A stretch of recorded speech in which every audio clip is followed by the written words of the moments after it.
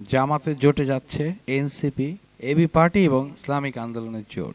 Party LDP জরুরি সংবাদ সম্মেলনের ডাক। গুলশানে চেয়ারপারসনের কার্যালয়ে অফিস করলেন তারেক রহমান। আমার দেশ নিয়ে অপপ্রচারকারীদের বিরুদ্ধে মাহমুদুর রহমানের মামলা। ওসমান হাদির হত্যাকারীর 2 সহযোগী ভারতে আটক।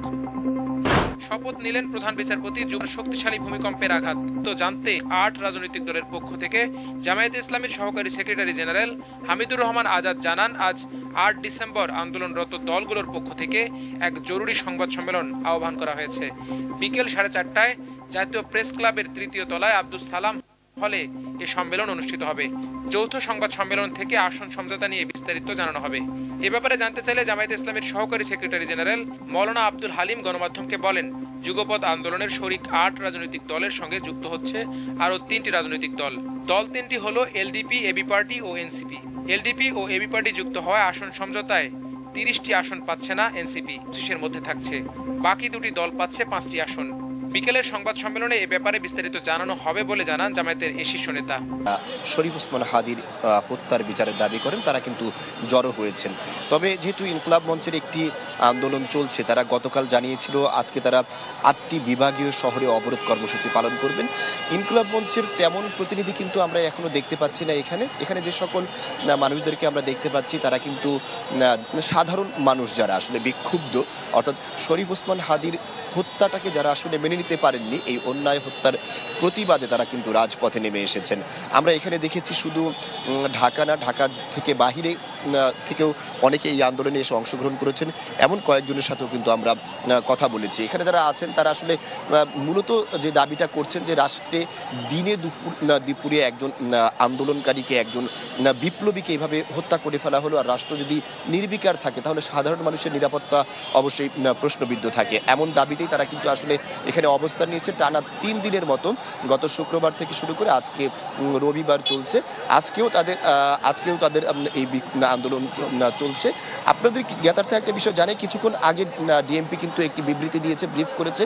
সেই বিবৃতিতে তারা আসলে জানিয়েছেন ইতিমধ্যে শরীফ ওসমান হাদির হত্যার সাথে জড়িত যারা আছে তাদের মধ্যে 11 জনকে গ্রেপ্তার করা হয়েছে এবং আগামী 7 থেকে 10 কর্মদিবসের মধ্যে তারা চূড়ান্ত অভিযোগ দাখিল করবেন, এমনটা কিন্তু আমরা জানতে পেরেছি। শ্রেয়া, ধন্যবাদ সোহাগ। শাহবাগে ওদিকে ডিএমপি এক বিবৃতিতে এখন বলছে যে হত্যাকারীরা ভারতেই পালিয়ে গিয়েছে। এটা আজকের বিবৃতি তাদের। 2 হত্যাকে পলায়নে সহায়তাকারী সহ মোট 11 জনকে আমরা গ্রেফতার করতে সক্ষম হয়েছি। আগামী 7 থেকে 10 দিনের মধ্যে আমরা চার্জশিট প্রদান করতে সক্ষম হব ইনশাআল্লাহ। আমরা ইনফরমাল চ্যানেলে মেঘালয় পুলিশের সাথে যোগাযোগ করে যেটি জানতে পেরেছি, তারা ইতোমধ্যে পুত্তি ও স্বামীকে গ্রেফতার করেছে। গত 12 ডিসেম্বর 2025 দুপুর আনুমানিক 14:20 ঘটিকার সময় পরবর্তীতে উন্নত চিকিৎসা টিভি ফুটেজ বিশ্লেষণ, ওপেন সোর্স ইন্টেলিজেন্স এবং তথ্য প্রযুক্তির সহায়তায় ঘটনার দিনই শুটার ফয়সাল করিম মাসুদ এ ঘটনা সংঘটন 11 জনকে আমরা গ্রেফতার করেছি। তদন্তে হাদি হত্যার বিচারের দাবিতে আন্দোলন হচ্ছে। ETV news.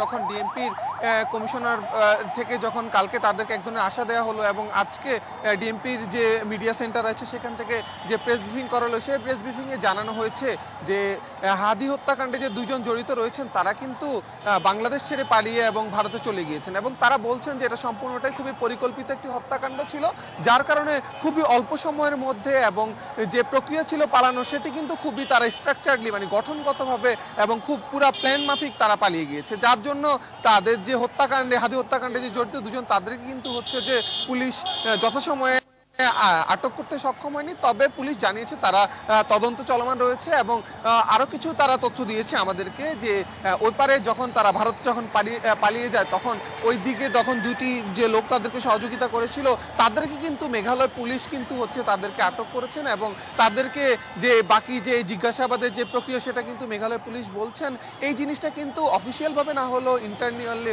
অর্থাৎ ব্যক্তিগতভাবে কিন্তু হচ্ছে যে পুলিশ কিন্তু বাংলাদেশ পুলিশ কিন্তু তাদের সাথে যোগাযোগ করছে। তারপরেই আমরা শাহবাগ চত্বরে যখন আসি এই শাহবাগ মোড়ে দেখতে পাই যে এখানে সাধারণ শিক্ষার্থী থেকে শুরু করে হাদি সমর্থক যারা রয়েছেন এবং বিভিন্ন শ্রেণী পেশার মানুষ কিন্তু এখানে এসে উপস্থিত রয়েছেন। তারা উপস্থিত হয়ে তারা বিক্ষোভ সমাবেশ যে করার যে প্রক্রিয়া সেটির জন্য প্রস্তুতি নিচ্ছেন। দুটার কিছু আগ থেকে কিন্তু এখানে সাধারণ যেই জনগণ রয়েছে তারা কিন্তু এখানে উপস্থিত রয়েছেন এবং কিছুক্ষণ পরপরই আমরা দেখতে পাচ্ছি যে এখানে মানুষজন এসে উপস্থিত হচ্ছেন এবং শাহবাগ চত্বরে তারা বিভিন্ন স্লোগান দিচ্ছেন এবং পুলিশের যে বক্তব্য সেটিকে তারা বলছেন যে হাদি হত্যাকাণ্ডের যে বিচার সেটি খুব দ্রুত হতে পারে এবং সরকারের এক ধরনের নিষ্ক্রিয়তাকেও তারা কিন্তু দায়ী করছেন। তারা বলছেন হাদি হত্যাকাণ্ডের যত দ্রুত সম্ভব তত তাড়াতাড়ি বিচার হতে হবে এবং যারা দোষী রয়েছে তাদেরকে গ্রেপ্তার করতে হবে। আফিফা, এই ছিল আমার কাছে সর্বশেষ। ধন্যবাদ আপনাকে। যেটি বোঝা যাচ্ছে যে ইনকিলাব মঞ্চ হাদি হত্যা সম্পর্কে ডিএমপির যে ব্রিফিং, অর্থাৎ রাতারাতি তারা আবার বলল দুজন আসামি ভারতে চলে গিয়েছে, এটিকে সম্ভবত তারা প্রত্যাখ্যান করেছে। সময় টিভি সেরকমই একটি বার্তা দিচ্ছে। শহীদ ওসমান হাদির খুনিদের গ্রেফতার ও বিচারের দাবিতে আজও উত্তাল রাজধানীর শাহবাগ। তীব্র শীত ও কুয়াশা উপেক্ষা করে সকাল থেকে জড়ো হতে শুরু করেন বিভিন্ন শ্রেণী পেশার মানুষ। হত্যাকারীদের বিচারে দৃশ্যমান অগ্রগতি না হওয়া পর্যন্ত আন্দোলন চালিয়ে যাওয়ার ঘোষণা দেন তারা। এর আগে বেলা 11টায় বিক্ষোভ ও অবস্থানের ঘোষণা থাকলেও তা পিছিয়ে দুপুর 2টায় নেওয়া হয়। এদিকে সব বিভাগীয় শহরে অবরোধ কর্মসূচির ডাক দিয়েছে ইনকিলাব মঞ্চ। ইন্ডিয়াতে থাকে তাহলে স্বরাষ্ট্র উপদেষ্টা আর এখানে আইন শৃঙ্খলা বাহিনী যারা আছে তারা কি করছে ভাই? হাদি ভাই যে ইনসাফের জন্য লড়াই করছে তার সাথেই বেইনসাফি করা হলো। আমরা সঠিক বিচার চাই। শহীদদের রক্তের উপরে পড়া দিয়ে তারা রক্তের চেয়ারে বসেছে, যদি বিচার করতে ব্যর্থ হয় চেয়ার থেকে নেমে যাক। এ বিষয়ে বিস্তারিত জানাতে এই মুহূর্তে শাহবাগে আছেন সহকর্মী সামদানি প্রত্যয়, চট্টগ্রামে আছেন সহকর্মী শফিকুল আলম।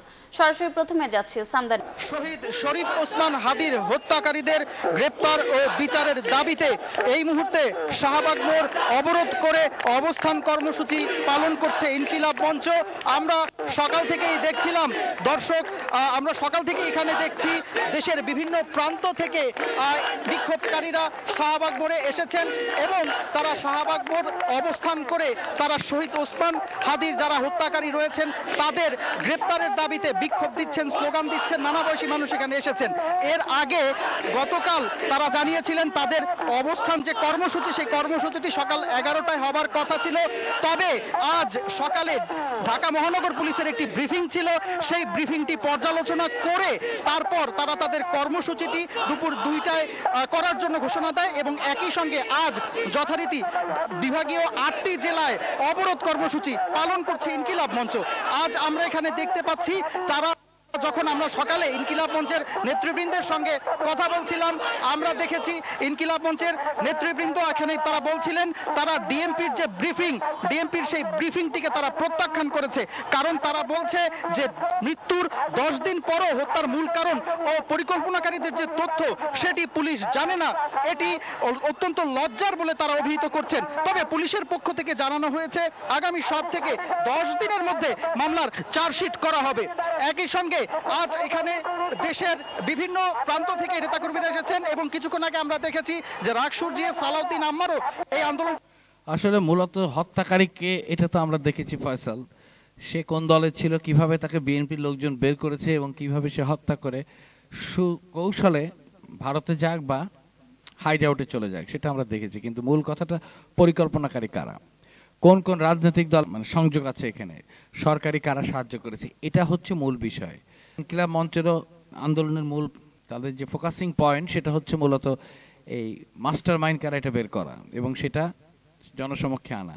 সেটাই আসলে হওয়া প্রয়োজন, কারণ ফয়সাল তো একজন কিলার, এর পিছনে অর্থদানকারী বা যাদের সুবিধা করে দেওয়ার জন্য ঘটনাটি ঘটনা হয়েছে তারা কারা, তারা যদি সামনে আসে তাহলেই বাংলাদেশের বর্তমান যে পরিস্থিতি, অরাজকতা এবং মব এবং বিশৃঙ্খলতার যে পরিস্থিতি, এই সরকারও সেটাকে অনেক ক্ষেত্রে প্রশ্রয় দিচ্ছে, সেটি সামনে আসবে এবং মূল সমস্যা থেকে বাংলাদেশ বের হওয়ার অন্তত একটি সুযোগ তৈরি হবে। যা পুলিশের যে যানবাহনগুলো সেগুলো যেতে দেওয়া হচ্ছে। তো আপনারা জানিয়ে রাখি যে শহীদ ওসমান হাদি যে হত্যার বিচার দাবি দীর্ঘদিন ধরে কিন্তু আন্দোলন চলছে, তারই অংশ হিসেবে আজকে এই চট্টগ্রাম কক্সবাজার মহাসড়কের এখানে অবরোধ করেছে।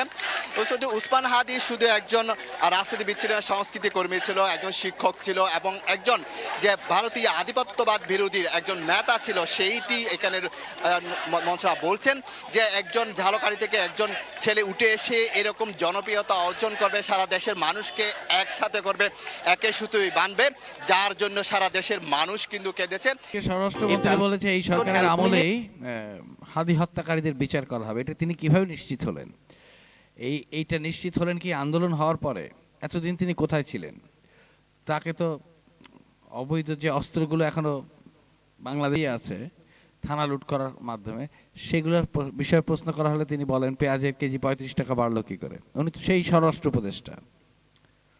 জুলাই গণ অভ্যুত্থানে সম্মুখ সারির যোদ্ধা শরীফ ওসমান বিন হাদি ভাইয়ের হত্যাকাণ্ডের ঘটনায় ন্যায় বিচার নিশ্চিতকরণে বদ্ধপরিকর।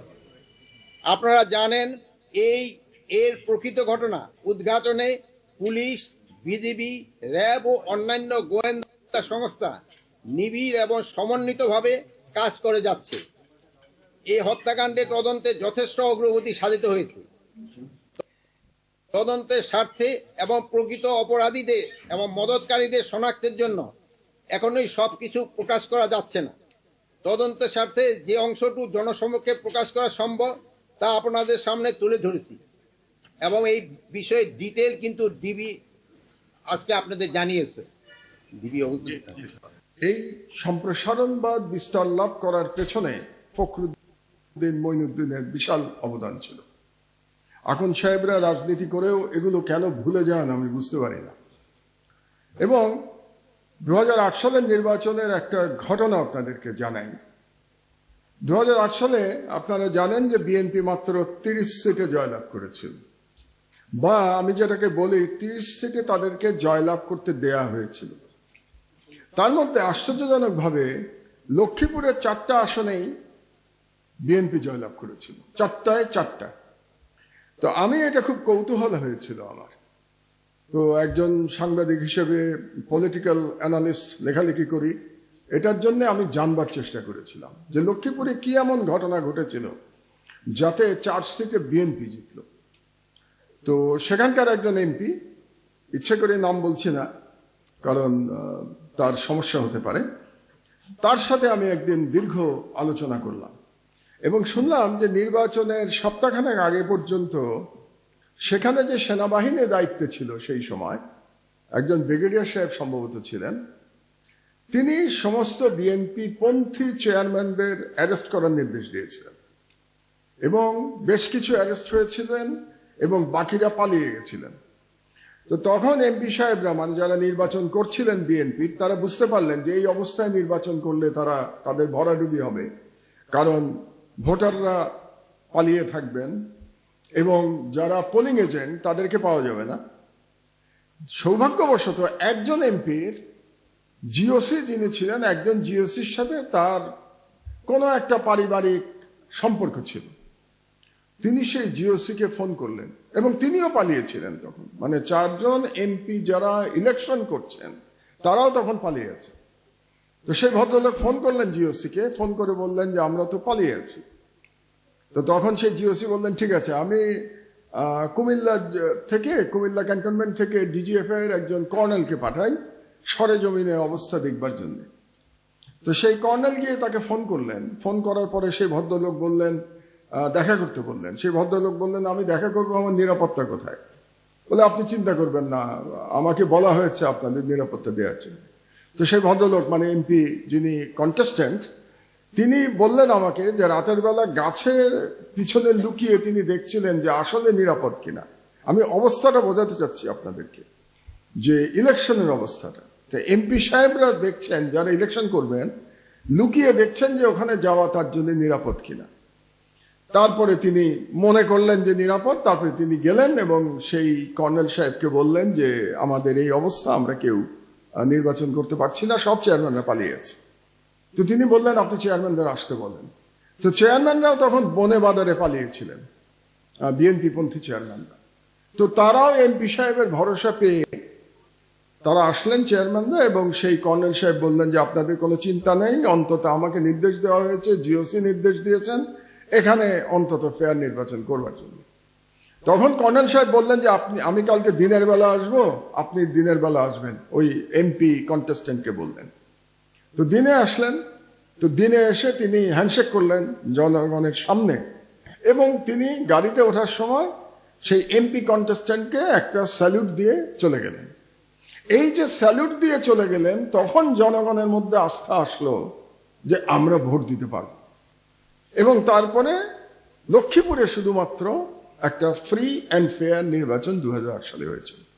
আমি এই কথাটা এই জন্য বললাম আপনাদেরকে যে প্রশাসনের ভূমিকা কতটা গুরুত্বপূর্ণ, প্রশাসন কি সিগন্যাল দিচ্ছে এটা কতটা গুরুত্বপূর্ণ, এটা বলার জন্য।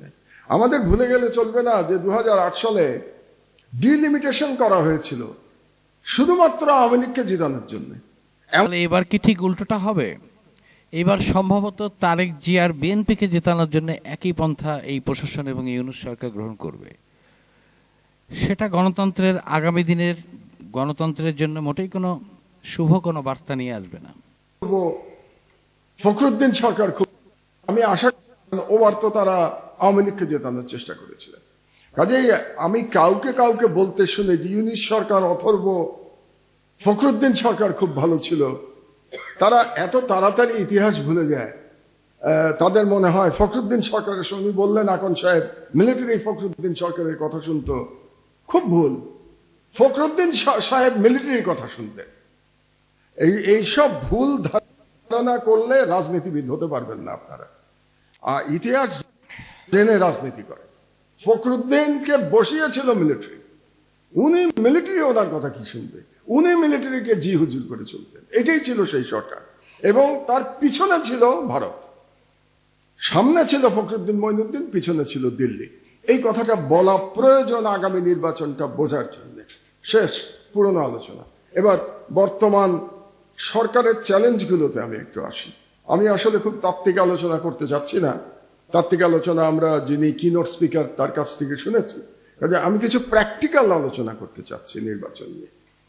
প্রথমেই হচ্ছে যে দলীয় ভাবধারার যে প্রশাসন তৈরি হয়েছে গত 16 বছরের ফ্যাসিস্ট আমলে, সেই দলীয় ভাবধারার প্রশাসন কি ইউনূস সরকার মুক্ত করতে পেরেছেন, ক্লিন করতে পেরেছেন?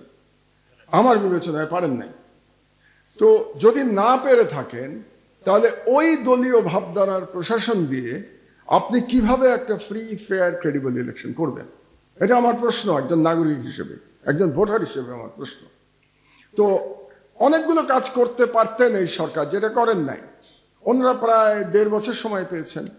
সেই সময়ের মধ্যে শর্ট ট্রেনিং দিয়ে কেন 10,000 নতুন পুলিশ নিয়োগ দেওয়া গেল না, এটার জবাব আমার জানা নেই। আমি নিজে সরকারে ছিলাম, 5 বছর ছিলাম সরকারে, সরকারের নিয়ম কানুন জানি, এবং তাতে আমি মনে করি এটা সম্ভব ছিল। একটা শর্ট ট্রেনিং দিয়ে 10,000 পুলিশ কনস্টেবল এবং এসআই পর্যন্ত নেওয়া সম্ভব ছিল। হয়তো অ্যাসিস্ট্যান্ট কমিশনার করা যেত না, স্পেশাল অ্যাসিস্ট্যান্ট কমিশনার করা হয়তো ডিফিকাল্ট হতো, কিন্তু এসআই পর্যন্ত নিয়োগ না দেওয়ার কোনো কারণ আমি দেখি না।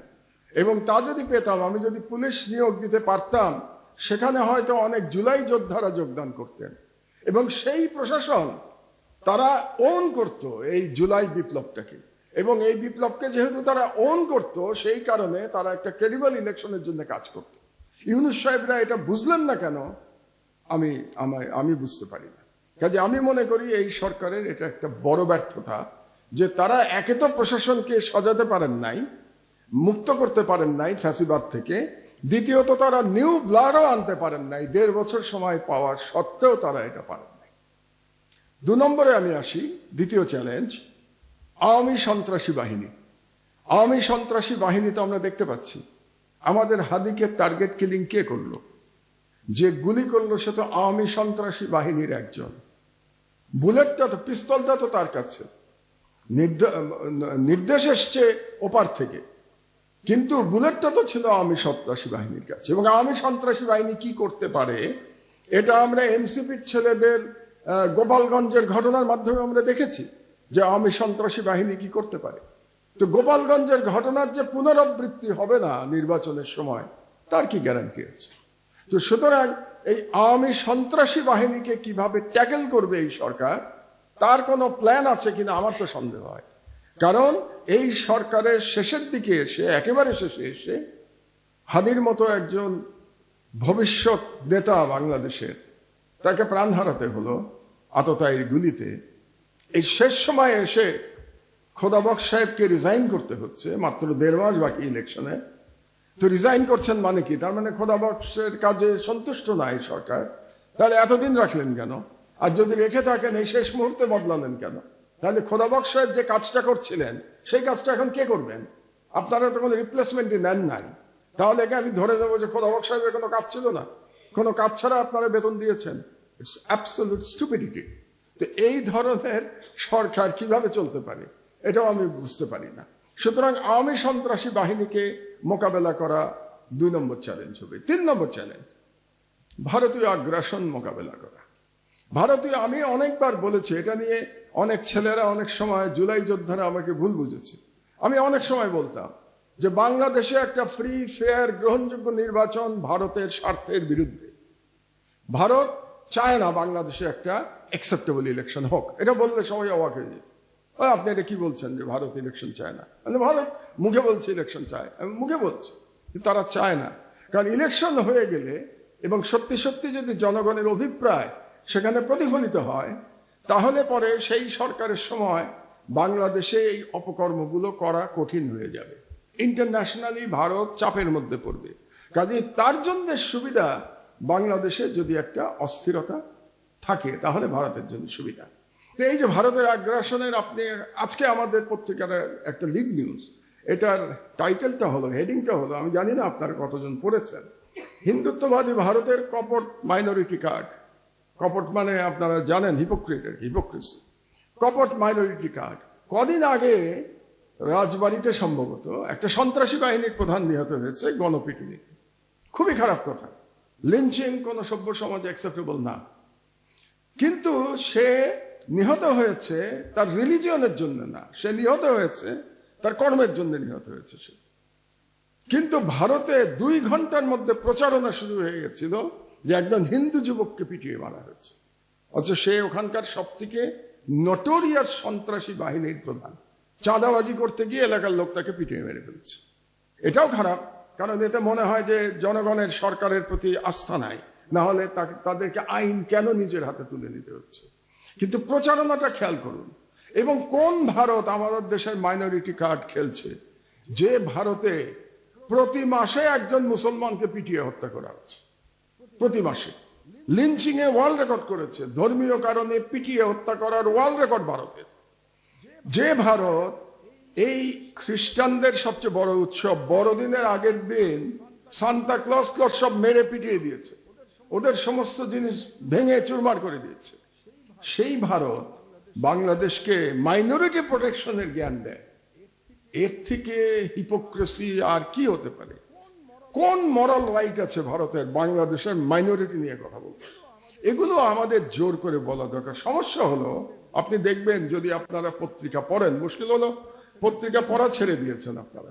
পত্রিকা পড়লে দেখবেন যে এই যে ভারতের অপকর্মগুলো, এগুলো আমার দেশ ছাড়া অন্য কোনো পত্রিকায় প্রকাশিত হয় না। বাংলাদেশে কোনো পত্রিকায় পাবেন না। এই যে ভারতে যে মাইনরিটিদের উপরে যে আক্রমণ হচ্ছে, এটা পাবেন না। কারণ তাদের ন্যারেটিভ হচ্ছে ভারতীয় ন্যারেটিভকে এখানে প্রতিষ্ঠা করা।